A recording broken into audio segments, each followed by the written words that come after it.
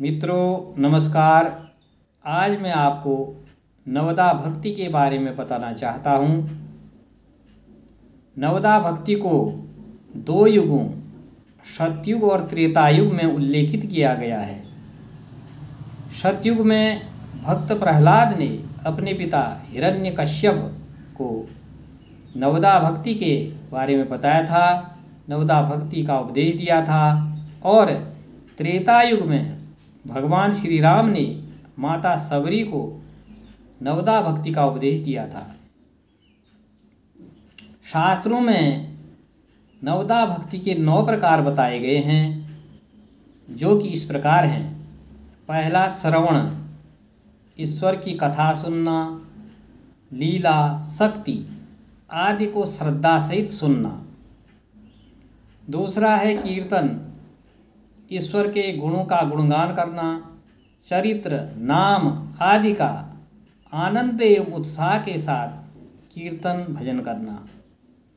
तीसरा है स्मरण, निरंतर अनन्य भाव से परमेश्वर का स्मरण करना, परमेश्वर को याद करना।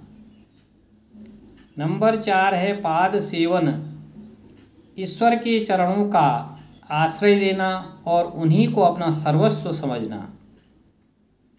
नंबर 5 है अर्चन, मन, वचन और कर्म द्वारा पवित्र सामग्री से ईश्वर के चरणों का ध्यान करना, ईश्वर के चरणों का पूजन करना। नंबर 6 है वंदन, भगवान की मूर्ति को अथवा भगवान के अंश रूप में व्याप्त भक्तजन, आचार्यगण, ब्राह्मण, गुरु तथा माता पिता आदि को पवित्र भाव से नमस्कार करना तथा उनकी सेवा करना, उनका सदा आदर करना।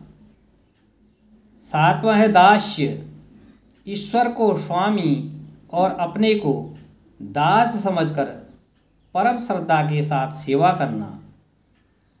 8वीं भक्ति है सख्य, ईश्वर को ही अपना परम मित्र समझकर अपना सर्वस्व उसे समर्पण कर देना तथा सच्चे भाव से अपने पाप पुण्य का निवेदन करना।